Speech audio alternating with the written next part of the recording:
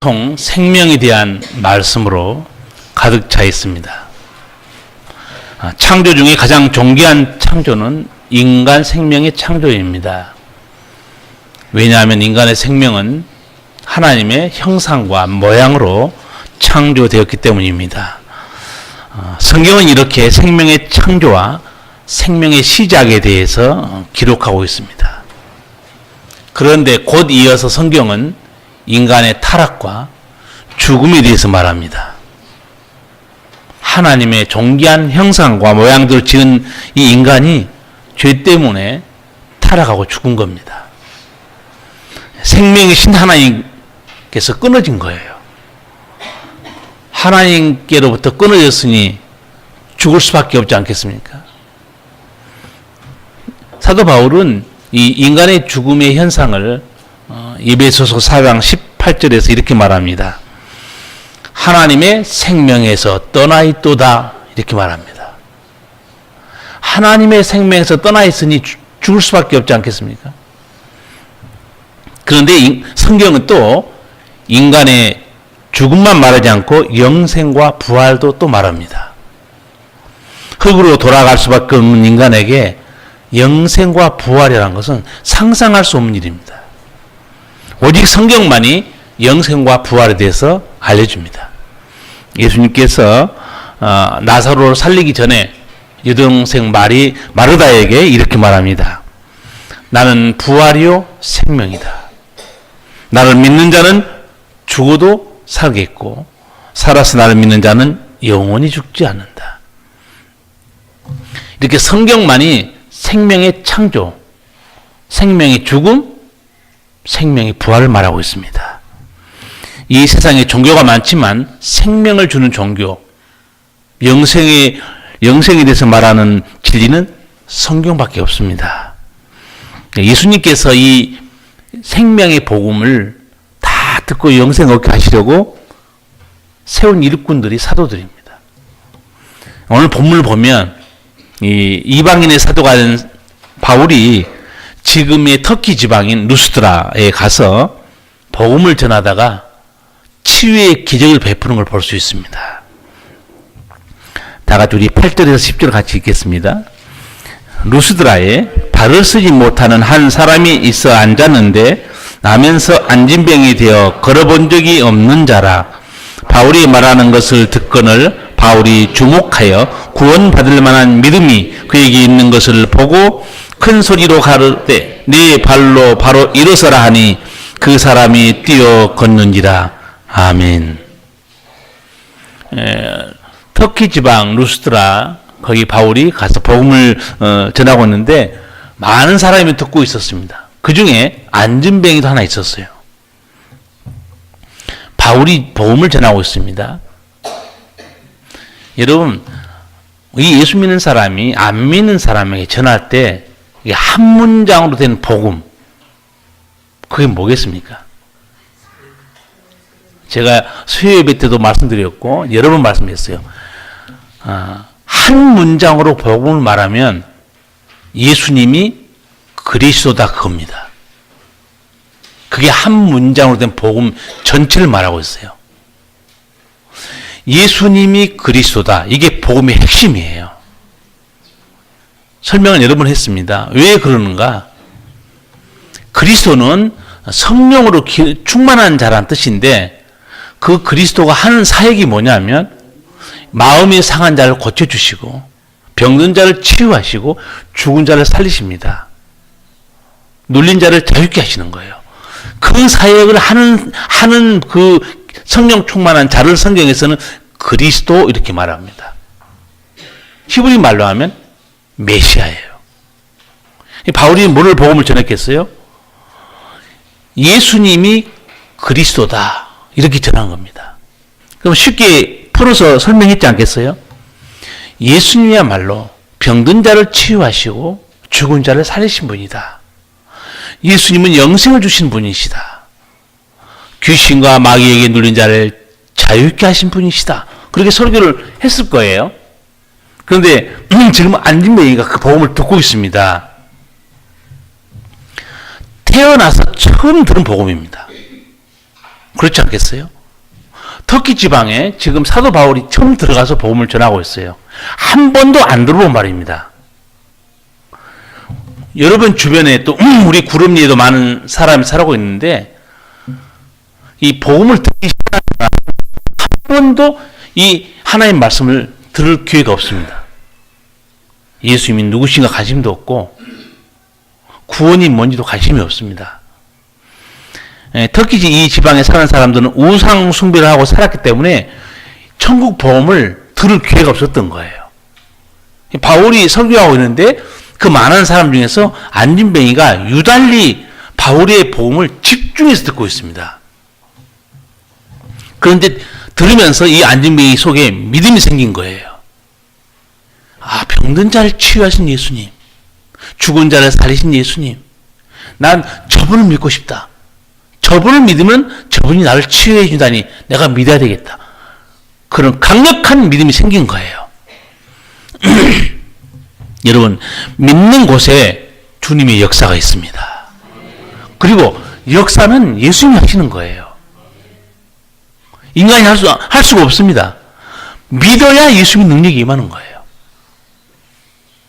저도 이번에 네팔에 말은 그냥 교회 세우기 위해서 어디에 교회를 세워야 될 것인가 한 서너 군데 답사를 갔는데 거기 갔더니 거기 귀신 들린 사람이 있는 거예요.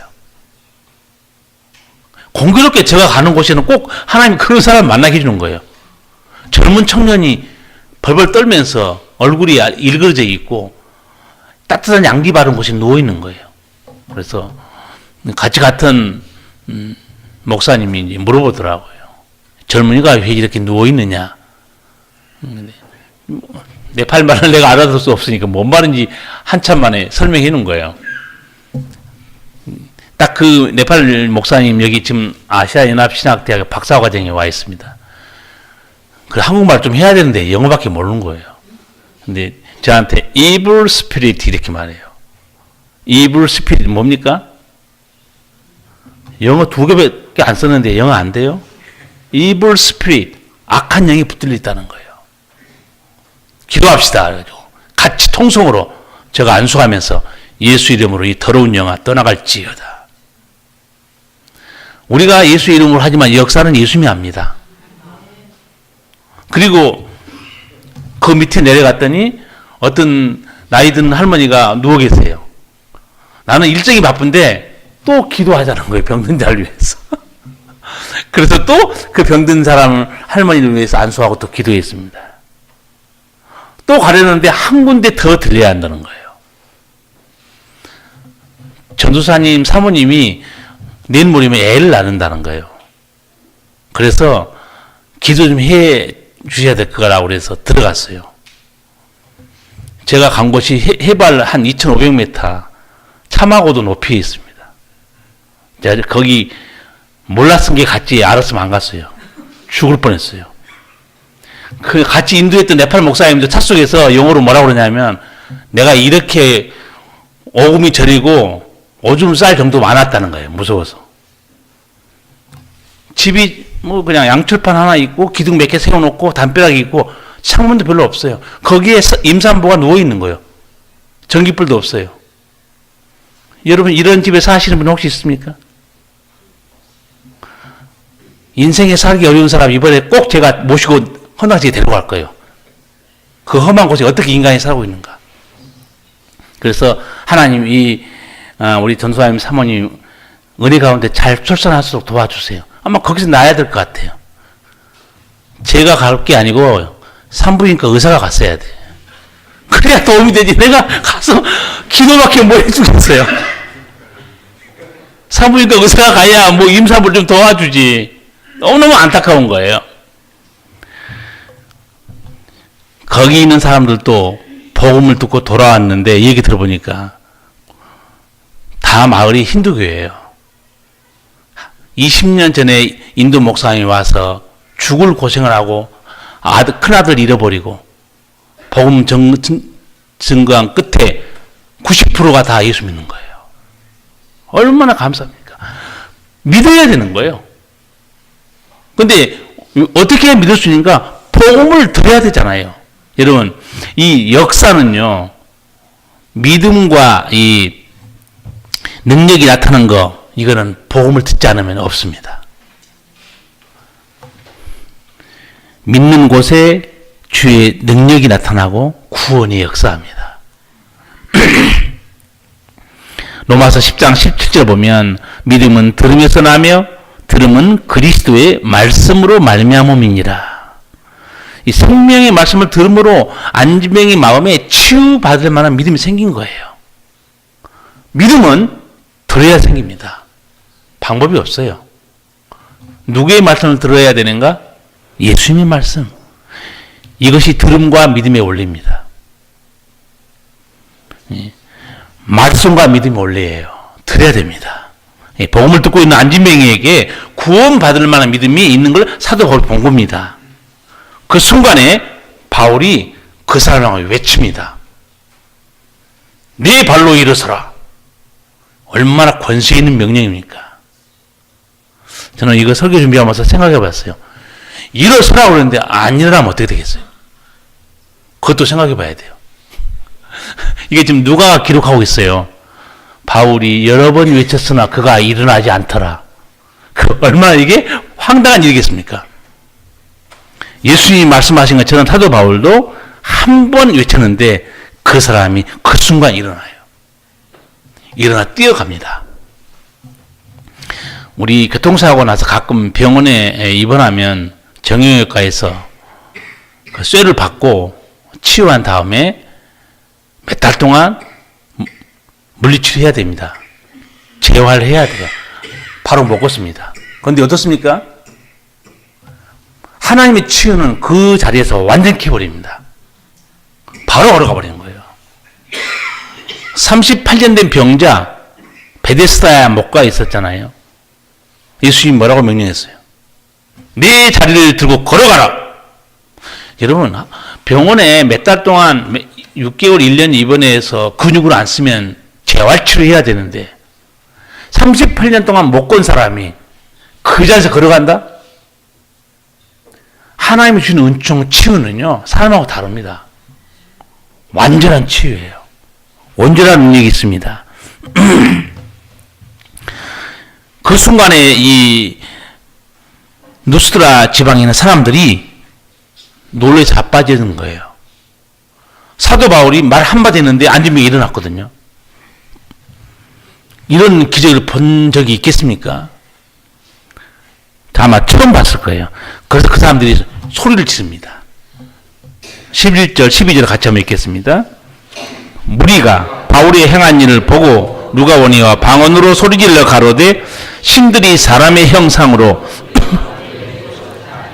바나바는 스스로 하고 바울은 그 중에 말하는 자이므로 험해라 하더라.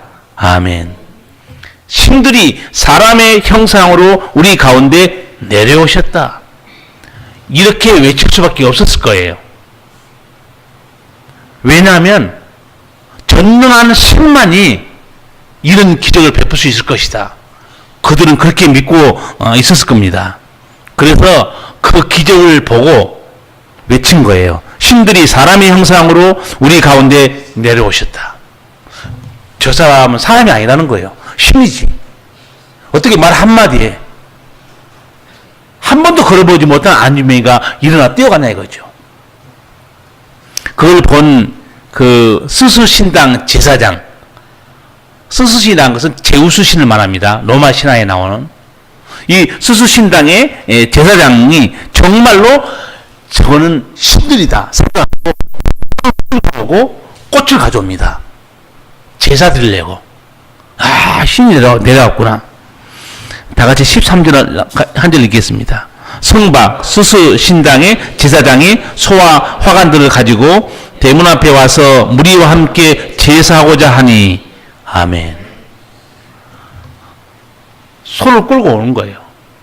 사람 앞에 제사를 드리겠다고. 여러분, 이게 하나님 없는 사람들의 종교적 현실입니다. 이것이 하나님을 모르는 사람들의 종교적 무지예요. 이렇기 때문에 선교가 필요합니다. 이렇기 때문에 복음이 필요한 거예요. 모르고 있잖아요. 하나님을 모르고 있습니다. 이 황당한 일을 보고 충격받은 사도 바울과 바나바가 소리를 지르고 외칩니다. 14절, 15절 같이 읽겠습니다. 두 사도 바나바 바울이 듣고 옷을 찢고 무리 가운데 뛰어 들어가서 소리질러 가로되 여러분이 어찌하여 이런 일을 하느냐? 우리도 너희와 같은 성경을 가진 사람이라. 너희에게 복음을 전하는 것은 이 헛된 일을 버리고 천지와 바다와 그 가운데 만유를 지으시고 살아계신 하나님께로 돌아오라 함이라. 아멘. 바울이 외치는 소리가 뭡니까? 여러분이 어찌하여 이런 일을 하느냐? 나도 너와 똑같은 사람이라는 거예요. 내가 신이 아니라는 겁니다. 이 기적의 권능은 우리 인간이 하는 게 아니고 내가 신도 아니고 살아계신 하나님이 역사하고 있다는 거예요. 이방인들은 예수 이름의 권세를 모릅니다. 알 수가 없어요. 예수님이 제자들에게 또 믿는 자들에게 어떤 권세를 줬죠? 내 이름으로 귀신을 쫓아내고 병든 자에게 손을 얹어라. 이방인들이 이 능력을 알겠습니까? 그러니까 안진병을 일으키니까 신들이 사람의 형상으로 내려왔다고 외치는 거예요. 얼마나 안타깝습니까? 근데 사도 바울은 자신이 누군지 너무 잘 압니다. 자기는 주님이 쓰시는 그냥 일꾼에 불과해요. 그렇지 않습니까? 주님이 쓰시는 막대기에 불과합니다. 교만할 게 아무것도 없어요. 예수 믿고 성령 충만하면 어떤 놀라운 일을 해도 정말 사람이 아름다운 것 같아요. 겸손하고 향기 나는 사람 될 수 있어요. 베드로 얼마나 잘난 척 많이 했습니까? 근데 성령 충만한 다음에 그 성전에 들어가다 안전뱅이를 일으켰잖아요. 그 안전뱅이가 쳐다보면서 뭘 달라는 거예요? 돈을 달라는 거예요. 금과 은은 내게 없지만 내게 있는 것으로 내게 주노니 나사렛 예수 이름으로 걸으라 그래요. 놀라운 권세를 가지고 있었던 거죠. 사람들이 몰려듭니다. 의시대로만 하죠. 잘난 척할 수 있습니다. 근데 베드로가 말한 거 여러분 혹시 기억합니까? 그런 놀라운 사건이 기억이 안 나요? 베드로가 뭐라고 말했는지? 왜 우리를 주목하느냐? 왜 우리를 쳐다보냐 이게요? 우리의 개인의 능력과 경건으로 이 사람이 일어나겠지만 왜 우리를 쳐다보냐 이게요? 나사렛 예수 이름이 이 사람을 낳게 했다는 거죠. 얼마나 멋있습니까? 교회 일 조금 하고 생색내면 안 된다니까요. 교회 일 좀 하고 뭐 알아달라고 하면 안 돼요. 얼마나 멋있습니까? 참 감동적이잖아요. 바울도 나는 사람이라는 거예요. 왜 우리한테 제사 지내려고 그러느냐? 제가 이번에 참하고도 높이 어마어마한 데로 기 올라가가지고 거기 이제 예배 처소를 이렇게 알아보고 있는데 제가 몇 번 감동받은 사건이 있었어요. 자세한 성경 보고는 수요일 날 저녁에 상세히 할 겁니다. 다 이거 제가 그림도 보여주고 사진도 보여주면서 거기 올라가서 이제 장소를 보는데 한 분이 자기 밭을 내놓겠다는 거예요. 근데 그 높은 일대를 자기가 많이 가지고 있대요. 그런데 그분이 앞으로 자기도 이제 목회할 생각도 가지고 있다고 그러면서 갑자기 이렇게 말한 거예요. 아주 신령한 말씀하더라고. 목사님께서 성령이 감동된 대로 부지를 정하시면 전 어떤 땅이든 드리겠습니다. 그런 거예요. 아, 찬스가 나한테 온 거예요. 가장 좋은 땅을 골라가지고 양지 바른 곳에 예배당을 세워야 되겠다. 딱 생각하고 쭉 돌아봤어요. 내가 딱 짚었어요. 이 땅 이걸 여기를 좀 주십시오 했더니 하나님께 드리겠다는 거예요. 그래서 내가 참 감사합니다. 그랬더니 다윗이 성전 건축할 때 했던 말을 저한테 하는 거예요. 목사님 감사할 거 없습니다. 이 모든 것은 제가 하나님 아버지께 받은 겁니다. 근데 아버지께 드리는데 뭐가 제가 감사할 게 있겠습니까? 또 감동이 오는 거예요. 내가 은혜를 받았다니까. 그래서 내가 네팔 말로 통역을 하고 그랬어요. 당신의 믿음은 위대하고 당신의 헌신을 하나님이 기쁘시게 받으신다. 통역 좀 하라고 그랬어요. 그랬더니 그분이 다 듣고 나서 할렐루야, 자기 감사하다는 거예요. 그렇잖아요? 사도 바울이 무슨 일을 행하든 누가 무엇을 드리든 다 아버지 것이에요. 그러니까 우리가 아버지 것인 줄 알고 사는 사람들, 뭘 드리든 헌신하든 봉사하든 얼마나 멋있습니까? 아버지께 받은 것을 아버지께 드렸습니다.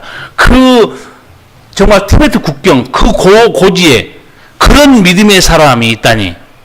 그리고 다윗이 고백한 성전 건축한테 한 고백을 저런 사람이 너무 놀란 거예요. 그리고 그 밑에 또 내려갔어요. 약간 낮은 지역에. 거기서도 이 얘기를 하는데 성도 어느 한 분이 하나님께 드리기로 작정해서 세울 수 있다는 거예요. 그래서 어디냐고 찾아가 봤어요. 그 고온 지대에 보리를 심고 먹고 살더라고요. 보리가 자라서 보리가 피었어요. 근데 거기에 이쪽 지역을 어느 한 성도가 내놨다는 거예요. 아, 하나님의 역사가 이렇게 진행되는구나. 그렇죠. 미얀마도 네팔도 여러분이 하나님께 드림으로 이렇게 구원의 방조가 세워지고 있잖아요. 그러나 제발 뭘 누가 얼마나 드렸든지 고백은 똑같아야 됩니다. 하나님 아버지께 받은 걸 그냥 드렸을 뿐입니다. 얼마나 멋있습니까? 상급은 하나님이 주실 거예요. 자랑할 거 없습니다. 바울이 외치는 거예요. 왜 우리에게 제자 드리려고 그러냐? 우리도 똑같은 사람이라는 거예요. 그러면 사도 바울이 겸손하게 자기가 하나님의 일꾼인 것, 그리고 복음을 전하기 시작합니다. 근데 사도 바울은 자기를 너무 잘 알고 있어요.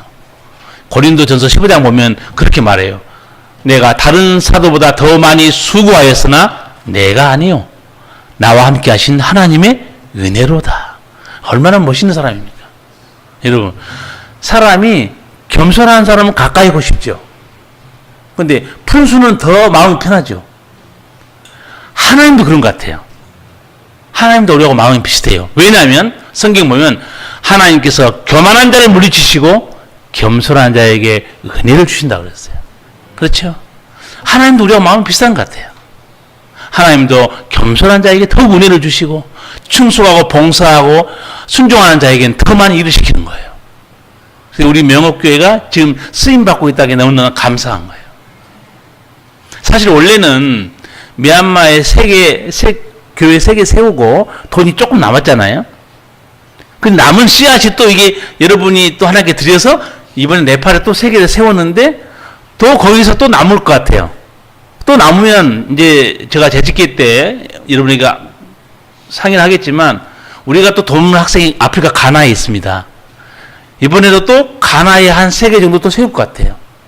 근데 저는 하나님께 감사한 거는 우리는 작은 교회고 달란트로 보면 1달란트 정도밖에 안 되는 사람들이에요. 그렇지만 예수님은 1달란트를 해서 1달란트 남기면 5개 받아서 5개 남긴 만큼의 똑같은 은총을 줬어요. 자기 몫에 함대가 일하면 되는 겁니다. 얼마나 감사한 일이에요. 우리가 세운 1,000만 원 아주 작은 교회예요. 그건 우리 힘에 맞도록 하나님께 드린 거 아니겠어요? 여러분 이제 그 하나님께 드린 거에 생각을 다 한번 해보시기 바랍니다. 이런 생각이 들더라고요. 예를 들어서 10만 원 없어도 살고 있어도 살아요. 그렇지 않습니까? 목사님 나는 10만 원 없어서 죽을 것 같아요. 그러면 교회로 오세요. 저쪽 도와드릴게요. 5만 원 있어도 살고 없어도 삽니다. 그러나 거기에 그게 복음이 증거되는데 그게 쓰여지잖아요. 어마어마한 역사가 일어납니다.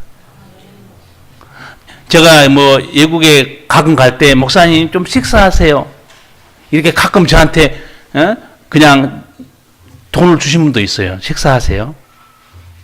근데 거기 가보니까 제가 밥을 먹을 수가 없더라고요. 왜냐하면 그 힌두교 사람들에게 20년 전도해서 복음을 다 전해서 그 많은 사람이 죽게 돌아왔어요. 근데 딱 보고 있으니까 운전했던 인도 목사님이 무슨 책을 나눠주는 거예요.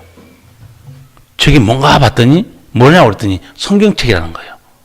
그럼 이쪽 사람들이 이 성경을 볼 수 있느냐 물어봤더니 성경 볼 수 있다는 거예요. 그 순간에 또 저한테 감동이 오는 거예요. 나 밥을 사 먹어야 되는데 사 먹을 수 없잖아요. 하나님께서 다 줘라, 성경책 사도록. 그래서 다 제가 밥 사 먹으려고 받았던 돈은 다 성경책 사서 나눠주세요. 여러분, 5만 원 없어서 살죠. 그러나 5만 원 가지고 거기 성경책 10권을 살 수 있습니다. 10가정이 성경책을 보는 거예요. 10만 원 제가 받잖아요? 그거는 얼마입니까? 20만 원 식사비 받으면 수십 가정에 네팔 성경이 그대로 손에 들려지는 거예요. 여러분, 이게 하나님의 일을 생각하면 우리 식당에서 보통 여러분 밥 한 끼 그냥 먹어도 5, 6만 원 그냥 날아갑니다.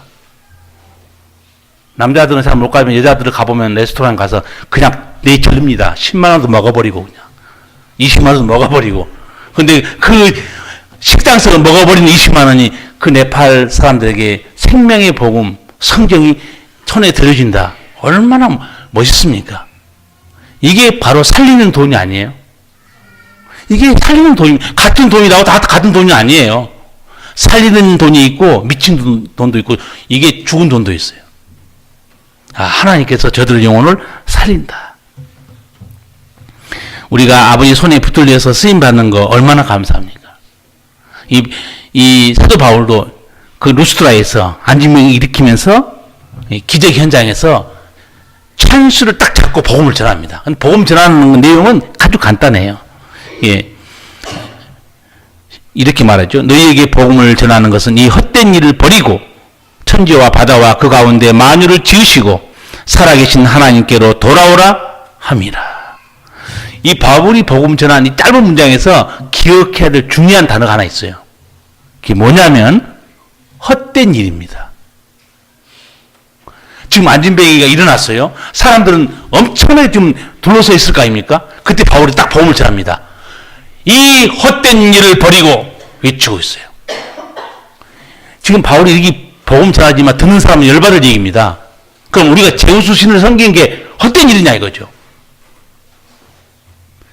현대에 말하면 이렇습니다. 좋은 대학 졸업해서 훌륭한 CEO가 됐고 능력도 많고 돈도 많아요. 그런데 그 사람에게 당신은 헛된 인생을 살았습니다. 그렇게 목사가 말하면 그 사람 기분 좋겠습니까? 이 사람 정신 나간 사람 아니야? 나도 인생을 살았던 거야. 당신이 뭔데 나한테 인생을 헛되게 살았다고 말하는 거야? 똑같아요. 그 온 루스트라의 지방 사람들이 제우스 신을 섬기고 그 제우스 신이 지켜주고 보호하고 모든 은혜를 준다고 믿었는데 거기서 사도 바울이 칼을 뽑은 겁니다. 이 헛된 일을 버리라는 거예요. 여러분, 헛된 일 뭐겠습니까? 우상 숭배하고 있다는 겁니다. 여러분, 헛된 종교가 어떤 종교겠습니까? 죄와 사망의 문제를 해결하지 못한 종교, 헛된 종교입니다. 부활과 영생의 종교, 헛된 종교예요. 살아계신 하나님의 종교, 헛된 종교입니다. 이번 지진으로 무너진 그 예배 초소를 위해서 제가 여러 군데 답사하면서 물어봤어요. 네팔의 80%가 힌두교입니다. 9%가 불교예요. 무슬림이 4%고 기독교는 1.4%에 불과합니다. 네, 특별히 제가 히말라야 산맥 티벳 국경 근처 사진도 다 붙여놨지만 식당에 어마어마한 그 고도에 거기에 지진이 나가지고 교회가 흔적도 없이 사라져서 예배당 세워달라. 거기 찾아간 거예요. 수도 카트만두에서 험산 주렁을 넘어서 왕복 13시간 걸렸어요. 이 고산 지역에 주로 히말라야 등정하는 사람들 있죠. 그 사람들 그 짐꾼들 포터라고 그랬죠. 그 포터들이 사는 셀파족이 여기 살고 있더라고요. 셀파족. 여기 사는 사람들이 그 고원 지대로 오르락내리락 해가지고 보통 다리가 튼튼한 게 아니에요. 여기에는 셀파족이 히말라야를 등정하는 모든 등산한 사람들을 짊어지고 거기서 포터로 일하는 그런 사람들이 살고 있더라고요. 그 교회 담임 목사님을 만났어요. 28살 먹은 젊은 목사예요. 저 사람이 왜 이런 높은 고원지대에 와서 목사가 됐을까 궁금했어요. 다 사연이 있어요. 그냥 예수 믿겠습니까? 힌두교인인데. 이 젊은 목사의 아버지가 힌두교 제사장이었어요. 골수분자예요. 힌두교. 그런데 어느 날 하나님이 역사가 일어난 겁니다. 이 제사장이 죽을 열병이 걸린 겁니다. 성경에도 열병이 나오죠. 예수님께서도 베드로의 장인이 열병이 걸려 죽게 생겼는데 이렇게 세워줍니다. 인도 선교사인 그 목사님이 그 말을 듣고 방문해서 열병이 죽어가는 그 힌두 제사장을 안수해서 병을 고쳐버립니다. 집안이 난리가 난 거예요. 동네도 난리가 난 겁니다. 그래서 그 아버지 온 가정이 힌두교 우상들 다 때려 부시고 다 불태우고 죽게 돌아버린 겁니다. 오늘 여기 본문하고 똑같지 않습니까? 사도 바울이 안진뱅이 하나를 예수 이름으로 일으켜버립니다. 온 동네가 복음을 듣고 있어요. 마찬가지예요. 여기 가보니까 이 사도행전 여기 14장에 일어난 일이 거기서 일어나고 있는 거예요. 제가 출발하기 전에 이 설교 준비를 거의 하고 왔는데 가봤더니 제가 설교한 그 내용이 거기 다 있는 거예요. 현장이. 너무너무 놀란 거예요.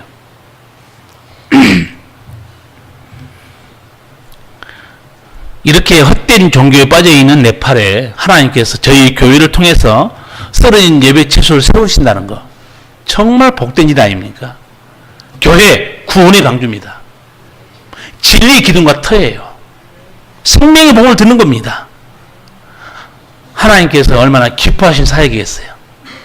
한 생명이 천하보다 귀하는데 그 생명을 살리려고 하나님이 이 발음도 어려운 구름리 명옥교를 쓴 겁니다. 거기 가서 구원의 방주를 세우게 하는 거 아니겠어요? 창조주 하나님 모르고 헛된 우상을 섬기는 사람들에 대해서 바울이 외치는 복음이 뭐냐? 15절의 말씀입니다. 같이 읽겠습니다. 너희에게 복음을 전하는 것은 이 헛된 일을 버리고 천지와 바다와 그 가운데 만유를 지으시고 살아계신 하나님께로 돌아오라 함이라. 사도 바울이 외친 게 뭐냐면 헛된 일, 한마디로 생명을 줄 수 없는 거, 헛된 구원도 줄 수 없는 헛된 신을 믿지 말고 하나님께 돌아오라. 동서양에 많은 종교, 많은 철학, 많은 사상이 있습니다. 영생과 구원이 없는 헛된 종교, 헛된 철학 너무 많습니다. 사도 바울은 지금 하나님 어떤 분으로 소개하죠? 살아계신 하나님이라고 소개해 줍니다. 사람이 만든 신이 아니고 그 살아계신 하나님은 어떤 분이죠? 여기 뭐라고 또 부연 설명합니까? 천지와 바다와 그 가운데 만유를 지으신 분이라는 거예요. 창조주 하나님께 돌아오라. 살아계신 하나님께 돌아오라는 거예요. 바울이 외치고 있습니다. 그리고 죽게 돌아와서 하늘의 신령한 복을 누리라. 그들이 한 번도 듣지 못한 복음을 지금 듣고 있습니다. 아마 지금 그쪽에 힌두교 사람들도 마찬가지죠. 한 번도 듣지 못한 천국 복음을 주의 종들 통해서 듣고 있어요. 사도 바울도 한때는 구원도 없는 헛된 일, 율법 종교에 빠져 있지 않았습니까? 예수님이 바울을 불러줘요. 다메섹에서 만납니다. 사명을 줍니다. 그 사명을 몇 번 간증한 적이 있어요, 바울이. 특별히 사도행전 26장에서 바울이 그렇게 말합니다. 하나님이 나를 불러서 사도 삼으신 것은 그들의 눈을 뜨게 하기 위함이었다. 영적으로 감긴 눈. 하나님이 볼 수 없는 죄인들 그 눈을 뜨게 해라. 두 번째는 사탄의 권세에서 하나님께 돌아오게 해라. 나는 이 일을 위해서 부르심을 받았노라. 사도 바울이 간증했잖아요. 우리 모두가 하나님 모르는 이방 사람들에게 선교해야 되고 전도해야 될 이유가 여기 있어요. 그들은 아버지를 모릅니다. 하나님 모르는 거예요. 그리고 헛된 일을 좀 도모하고 헛된 종교에 빠져 있지 않습니까? 제가 얼마 전에 한 기독교 채널에서 회심한 사람들의 간증을 잠깐 들은 적이 있어요. 한 세 사람의 경우예요. 한 사람은 중국 공산당 고위 간부 딸이었어요. 우리 간증하는 걸 봤어요. 공산당은 보이는 것만 믿습니다. 눈에 보이지 않는 신은 믿지 않습니다. 말도 안 되는 소리입니다. 나는 진화론을 배우고 살았습니다. 근데 전도를 받고 성령의 역사로 하나님이 살아계신 걸 알게 됐습니다. 여러분, 복음을 누구한테 전하잖아요. 거기서 끝나지 않는다니까요. 거기 하나님의 영의 역사가 있습니다. 성령의 역사가 있어서 깨닫고 변화시켜버린 겁니다. 그래서 자기는 이제는 천국을 믿고 행복하게 살고 있습니다. 예, 생명의 복음은 듣는 자를 살리는 거예요. 두 번째 제가 간증 본 거는 무슬림이었습니다. 예, 여러분, 이 무슬림처럼 예수 믿기 어려운 사람도 없어요. 근데 이 무슬림이 이제 우리나라에 우리 많이 가서 일하고 있잖아요. 이 사람이 이란 이주 노동자였는데 한국에 와서 일하다가 복음을 듣게 된 거예요. 그리고 예수님을 만났어요. 2007년부터 우리 교단, 제가 졸업한 장로신학대학에서 공부를 마친 거예요. 알고 보니까 우리 서울로에 있는 내가 아는 목사님, 아는 교회에서 거기서 거기에 이주 노동자를 많이 전도하는데 선교하고 거기 속해 있더라고요. 깜짝 놀랐어요. 네. 무슬림 출신 목사 국내에서 이분이 처음이라고 그러더라고요. 근데 그분은 이란에 가서 복음을 전할 수 없습니다. 잘못하면 죽어요. 자기는 어디에 소원을 가지고 있냐면 터키에 이란 사람들이 많이 와 있다는 거예요. 그래서 자기는 터키에 가서 이란 노동자에게 복음을 전하겠다. 하나님은 누구든지 살리는 거예요. 구원의 능력이 주님밖에 없습니다. 주체사상에 빠져있는 사람, 변화된 사람 제가 그것도 봤어요. 북한 고위 장교였는데 이 사람은 나는 한라산에 인공기를 꽂을 때까지 결코 손에서 총을 놓지 않겠다.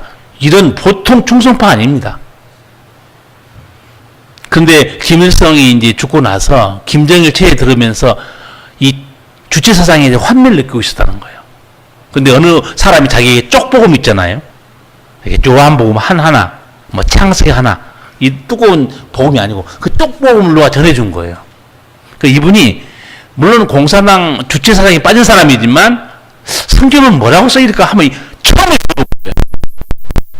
딱 보는 순간에 1장 1절에 무슨 말이 있죠? 대초에 하나님이 천지를 창조하시니라. 야, 천지 창조는 하나님이 하셨구나. 1장 읽어 나가는데 드디어 인간 창조가 나옵니다. 하나님의 형상과 모양대로 인간을 하나님이 창조하셨다. 그들에게 복을 주셨구나.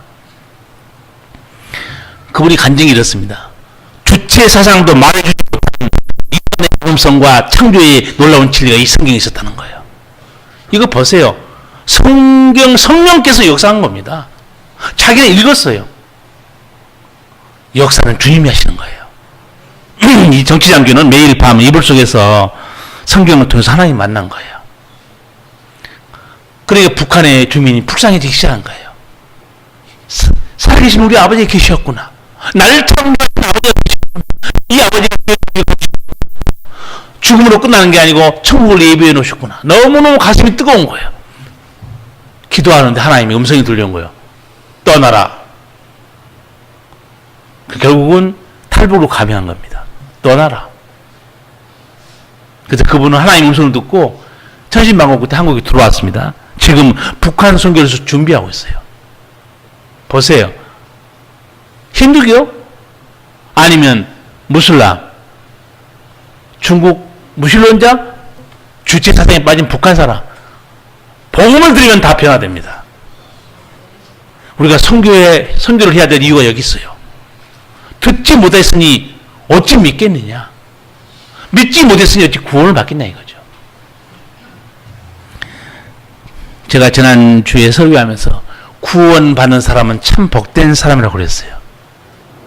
근데 그 구원받는 사람보다 더 복된 사람이 있다고 설교했어요.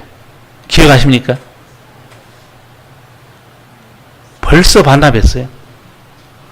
구원받는 사람보다 더 복된 성도는 주께 쓰임받는 성도라고 그랬어요. 주께 쓰임받는 성도만큼 더 복된 사람은 없습니다. 아니 구원받고 그냥 그걸 끝낸 성도하고 구원받고 나서 하나님의 일에 쓰임을 받고 있다. 얼마나 복된 성도입니까? 지금 우리 교회가 작지만 이렇게 세계에는 많은 주님을 모르는 자들을 살리는 이 선교사에게 쓰임 받고 있다는 거 정말 복된 일입니다. 앞으로도 우리 교회가 주께 쓰임 받는, 또 여러분도 사는 날 동안 주께 쓰임 받는 신실한 성도가 되기를 바랍니다. 기도하시겠습니다.